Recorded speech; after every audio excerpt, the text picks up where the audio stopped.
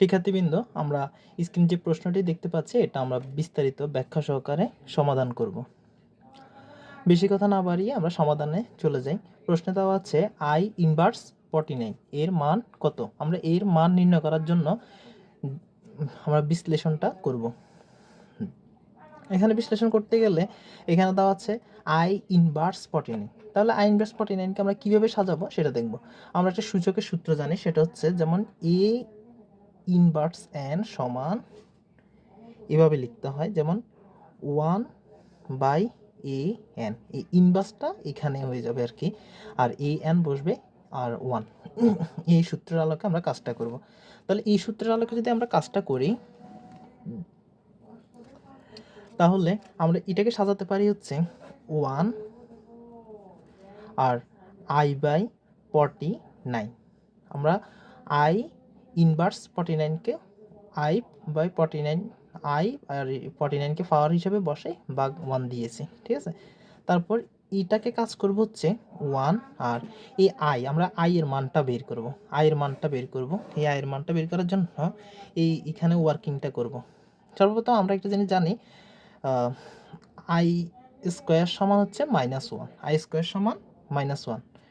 Number সিস্টেমের এই জটিল অঙ্কর এই পদ্ধতিতে এই রুলসগুলো আছে। I স্কোয়ার সমান -1। তাহলে আমরা এখানে এটাকে +1 আনতে গেলে কি করতে হবে? তাহলে আমি এটাকে বর্গ করতে হবে। তাহলে এটাকে বর্গ করব, উভয় পাশে বর্গ করে ফেলবো। এটা হচ্ছে ওয়ার্কিং করতেছি, জাস্ট এটা ওয়ার্ক হলো।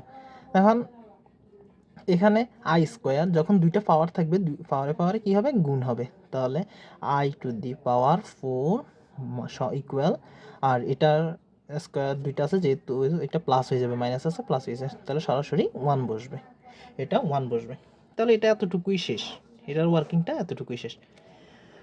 তারপর তাহলে আমরা দেখতে পাচ্ছি এখানে কি করা যায়, এখানে আছে 49 মানে 49।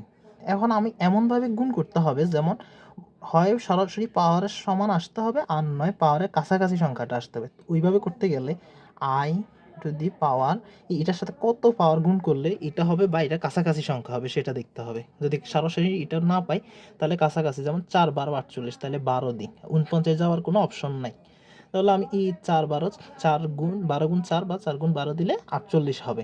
তাহলে আমার 48, আরও একটা I এর দরকার, কারণ এখানে 49 I দেওয়া আছে। তাহলে আমি একটা কী করব, I গুণ করে দেবো, একটা I গুণ করে দেবো। তারপর দেখি কী করা যায়। এখানে 1 আছে, সরাসরি 1টা নামাবো, আর I⁴ whole power 12 into I।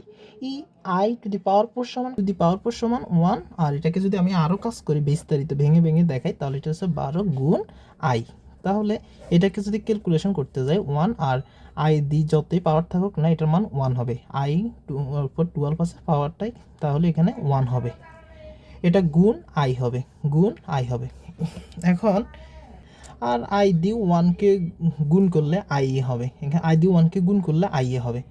তাহলে আমার এই অপশনে, আমার মেন প্রশ্ন হচ্ছে এখানে, MCQর আমাদের মূল অপশনটা হচ্ছে এখানে, প্রশ্নটা হচ্ছে এখানে, আর উত্তরগুলো এখান থেকে একটু উত্তর বাই করার জন্য বলছে, ঠিক আছে।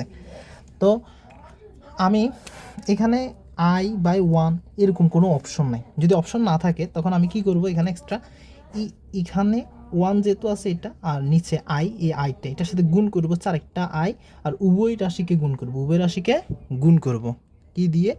I দিয়ে। উভয় রাশিকে গুণ করব I দিয়ে। এই I দিয়ে গুণ করার পরে আমি এখানে দেখব 1 দিয়ে যদি I-কে গুণ করি তাহলে I বসবে, আর I হবে I স্কোয়ার। I স্কোয়ার হলে আমি দেখব I, আর I স্কোয়ারের মান আমরা এখানে দেখছি -1, I স্কোয়ারের মান -1। তাহলে এটা ইজ ইকুয়াল টু কী হয়? -I। তাহলে আমার এখানে MCQতে উত্তর কোনটা হবে? D number, -I। তাহলে আমার আনসার কত বেড়েছে? -I। আশা করি আপনারা সবাই এই ম্যাথ সলভটা বুঝতে পেরেছেন।